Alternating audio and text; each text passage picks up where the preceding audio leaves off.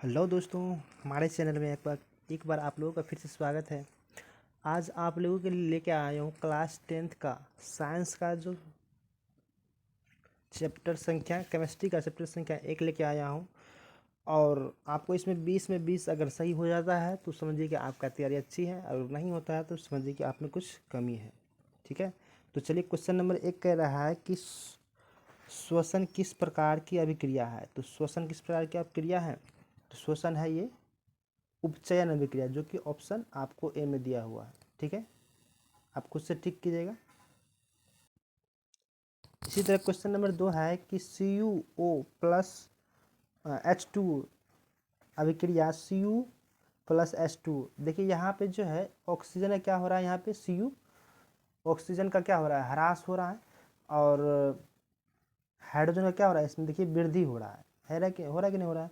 तो देखिए जहाँ पे ऑक्सीजन का ह्रास होगा वो कौन सा अभिक्रिया कहलाएगा, तो वो कहलाएगा अपचयन अभिक्रिया, जो कि ऑप्शन आपको बी में दिया हुआ है। ठीक है, क्वेश्चन नंबर 3 कह रहा है कि इलेक्ट्रॉन के स्थानांतरण से बने यौगिक कहलाते हैं। तो ये क्या कहलाते हैं, इलेक्ट्रॉन जितने भी यौगिक बनते हैं वो विद्युत संयोजी कहलाते हैं। ठीक है, जो कि ऑप्शन आपको बी में दिया हुआ है। ठीक है, और अगला क्वेश्चन देखते हैं। आप देखिए आपको कितना, 2 में कितना, 3 में कितना सही हुआ है। अगला क्वेश्चन कह रहा है कि नीचे दिए गए अभिक्रिया में कौन सी कथन सही है। देखिए 2Cu प्लस O2 अभिक्रिया 2Cu O2 2Cu O। देखिए इसमें क्या हो रहा है कि देखिए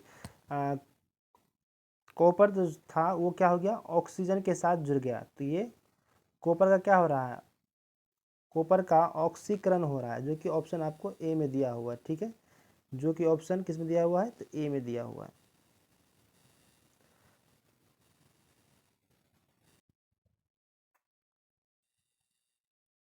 अगला क्वेश्चन है कि निम्नलिखित में का समीकरण है। देखिए निम्नलिखित का क्या समीकरण, H2 प्लस Cl2। देखिए क्या हो रहा है कि ये 2 से 1 बन रहा है। जब 2 से 1 बने, देखिए जब 2 से 1 बने तो ये कौन अभिक्रिया होता है, बोला है कि अपघटन अभिक्रिया, बी में है संयोजी अभिक्रिया और द्विस्थापन अभिक्रिया और एक स्थापन अभिक्रिया। तो देखिए 2 से क्या बन रहा है, 1 बन रहा है, तो क्या हो जाएगा, ये संयोजी अभिक्रिया होगा। ठीक है, अगला क्वेश्चन देखते हैं। अगला क्वेश्चन कह रहा है कि निम्नलिखित में से कौन सा द्विविस्थापन अभिक्रिया है। देखिए द्विविस्थापन अभिक्रिया पकड़ने का तरीका है, जो कम कम कम कार्बनशीलता वाले यौगिक और अधिक कार्बनशीलता वाले यौगिक को आपस में हटाकर दूसरा स्थान परिवर्तन कर ले तो इसको क्या बोलते हैं, द्विस्थापन अभिक्रिया कहते हैं। जैसे देखिए यहाँ पे टू ऑप्शन ए कह रहा है कि 2H2 प्लस O2 क्या हो गया, तो देखिए 201 बन गया, तो ये क्या होगा, संयोजी अभिक्रिया होगा। लेकिन ये तो होगा नहीं। अगला ऑप्शन बी हो रहा है, कह रहा है कि 2MgO प्लस O2। देखिए अब 2 से फिर 1 बन गया, तो ये भी क्या होगा, संयोजी होगा, ये भी तो नहीं होगा। और देखिए ऑप्शन सी कह रहा है कि AgNO3 प्लस NaCl और AgCl प्लस NaOH3। देखिए Ag जो था, Ag देखिए NO3 को क्या किया, Cl जो है NO3 को हटा दिया, क्योंकि ये ज़्यादा शक्तिशाली क्रियाशील तत्व है। और ये जो है देखिए ये कम क्रियाशील तत्व है, तो क्या करेगा, इसको आगे पीछे फेंक दिया। तो ये क्या होगा, यही होगा ऑप्शन द्विविस्थापन अभिक्रिया, जो कि ऑप्शन आपको सी में दिया हुआ है। ठीक है,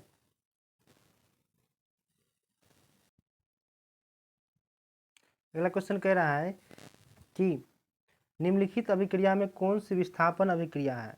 तो देखिए आप लोग बताइए कौन सा विस्थापन अभिक्रिया है। उसके बाद देखिए ऑप्शन ऑप्शन ए कह रहा है कि CaOC का whole 3 plus COO plus CO2 का होल 2। ऑप्शन बी कह रहा है कि देखिए COCl, देखिए Ca और Cl2 का होल ट्वाइस प्लस H2O। अब देखिए ऑप्शन नंबर सी कह रहा है कि Fe प्लस CuSO4। देखिए Fe जो है CuSO4 को हटा दिया, ये क्योंकि ये Cu जो है Fe से क्या है, ज़्यादा क्रियाशील तत्व। चलिए बताते हैं आपको।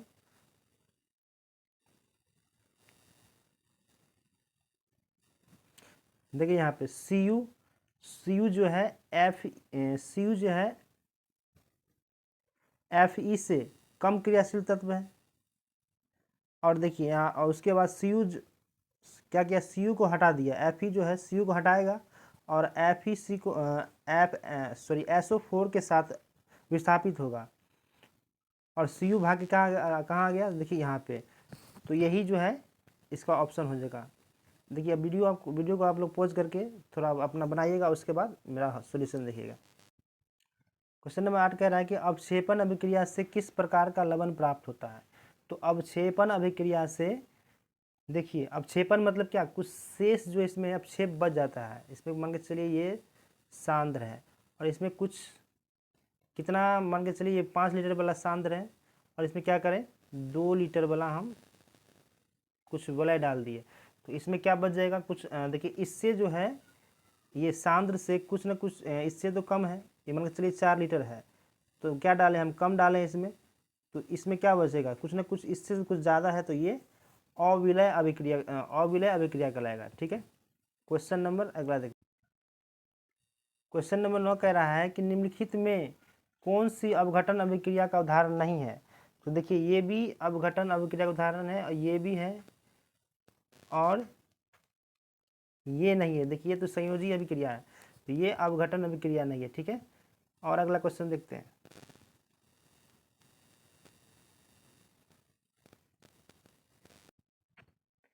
क्वेश्चन में अगला कह रहा है कि निम्नलिखित में से कौन सी एक रेडॉक्स अभिक्रिया। देखिए रेडॉक्स अभिक्रिया क्या होता है, जो ऑक्सीजन का ह्रास हो और हाइड्रोजन का वृद्धि हो। तो देखिए ऑक्सीजन का ह्रास हो और हाइड्रोजन का वृद्धि हो, तो ये इसमें कौन सा हो सकता है। तो देखिए ऑप्शन सी जो है इसमें बिल्कुल करेक्ट आंसर होगा। क्वेश्चन नंबर 11 कह रहा है कि लोह की जिंक में कौन सा लेपित करने की क्रिया को कहते हैं। लेपित किस में करते हैं, तो वे गैल्वेनीकरण जो हम करते हैं, किसी भी लोहे या किसी भी चीज़ में जंग लग जाता है, तो उसमें किसी भी ऑयल का हम परत चढ़ाते हैं, उसे हम गैल्वेनीकरण कहते हैं। ठीक है, जो कि ऑप्शन आपको बी में दिया हुआ है। अगला क्वेश्चन कह रहा है कि सिल्वर क्लोराइड का रंग कैसा होता है। तो सिल्वर क्लोराइड का रंग जो होता है वो श्वेत रंग का होता है, जो कि ऑप्शन आपको ए में दिया हुआ है। ठीक है, अगला क्वेश्चन कह रहा है कि जस्ता तथा तनु हाइड्रोक्लोरिक अम्ल की अभिक्रिया में फलस्वरूप निम्न में से कौन सा गैस प्राप्त होता है। तो देखिए इसमें क्या, कौन सा गैस प्राप्त होता है, तो वो हाइड्रोजन गैस जो है इसमें प्राप्त होता है। ठीक है, अगला क्वेश्चन देखते हैं। अगला क्वेश्चन कह रहा है कि निम्नलिखित में से कौन सा एक दहन की अभिक्रिया है। तो दहन की अभिक्रिया क्या है, तो देखिए जल का जलना या उबलना नहीं है, मोम का पिघलना ये भी नहीं है, और पेट्रोल का जलना। देखिए पेट्रोल का जलना ये क्या हो सकता है, ये दहन है, दहन अभिक्रिया का एग्जाम्पल है। ठीक है, अगला क्वेश्चन कह रहा है कि साग सब्जियों को विघटित होकर कंपोस्ट में बदलना किस प्रकार की अभिक्रिया कहलाता है। देखिए ये क्वेश्चन जो है बराबर बिहार बोर्ड में पूछा जाता है, तो इस पर ध्यान दीजिएगा। ये जो है ऊष्माक्षेपी अभिक्रिया कहलाता है। ठीक है, नेक्स्ट क्वेश्चन देखते हैं।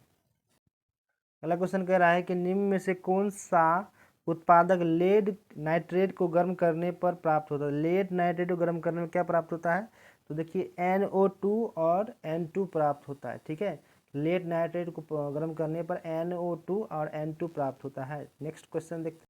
अगला क्वेश्चन कह रहा है कि निम्न में से कौन सा सही है। तो देखिए ये जो है Na2 और CO3 इंटू 10H2O ये जो है इसका सूत्र होता है। ठीक है, तो ये आपका ये सही हो जाएगा, जो कि ऑप्शन आपको बी में दिया हुआ है।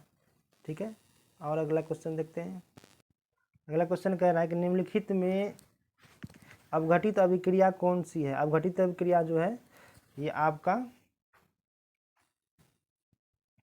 अपघटित अभिक्रिया जो है ये ऑप्शन सी दिया हुआ है। इनमें K2KClO3 प्लस अभिक्रिया 2KCl प्लस 3O2, इसको हम अपघटित अभिक्रिया कहते हैं। ठीक है, क्वेश्चन नंबर अगला है कि Fe2O3 प्लस Al2 अभिक्रिया Al2O3 प्लस Fe2 दी गई अभिक्रिया किस प्रकार होगा। तो ये अभिक्रिया किस प्रकार का बताइए आप लोग। तो ये अभिक्रिया होगा विस्थापन अभिक्रिया होगा, जो कि ऑप्शन डी में दिया हुआ है। ठीक है, नेक्स्ट क्वेश्चन की ओर बढ़ते हैं। अगला क्वेश्चन है कि लोह चूर्ण तनु हाइड्रोक्लोरिक अम्ल में डालने से क्या होता है? दो चूर्ण तनु में हाइड्रोक्लोरिक अम्ल डालने से क्या होता है? तो हाइड्रोजन गैस एवं आयन क्लोराइड बनता है, ठीक है, जो कि ऑप्शन आपको ए में दिया हुआ है, हाइड्रोजन गैस एवं आयन क्लोराइड बनता है।